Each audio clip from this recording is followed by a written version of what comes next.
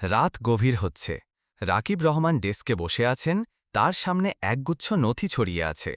তিনি একজন অনুসন্ধানী সাংবাদিক, যার কাজ দুর্নীতির বিরুদ্ধে লড়াই করা।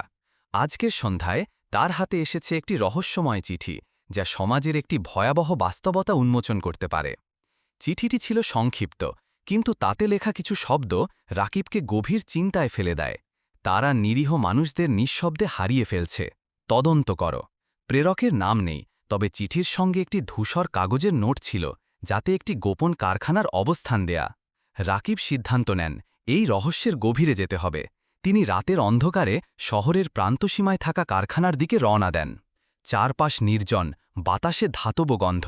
দূর থেকে দেখতে পান কারখানার ধূসর দরজার সামনে দুজন রক্ষী দাঁড়িয়ে আছে। তাদের চোখের চাহনি বলছে, এখানে এমন কিছু চলছে যা সাধারণের জানার কথা নয়। পরদিন সকালে রাকিব তার সহকর্মী মেহেদীর সঙ্গে আলোচনা করেন। তারা বুঝতে পারেন এই কারখানায় অবৈধ কর্মকাণ্ড চলছে, শ্রমিকদের ন্যায্য অধিকার কেড়ে নেওয়া হয়েছে, অনেককে জোরপূর্বক কাজ করানো হচ্ছে।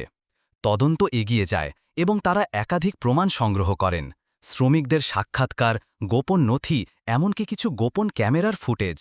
তবে সত্য প্রকাশের পথ এতটা সহজ নয়। যখন রাকিব প্রতিবেদন প্রকাশের প্রস্তুতি নিচ্ছেন, তখন তাকে হুমকি দেয়া হয়।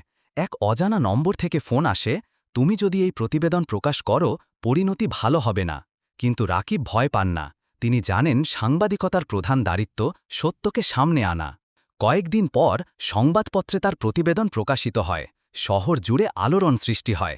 কর্তৃপক্ষ কারখানাটির বিরুদ্ধে তদন্ত শুরু করে। শ্রমিকরা প্রথমবারের মতো তাদের কষ্টের কথা বলার সুযোগ পান।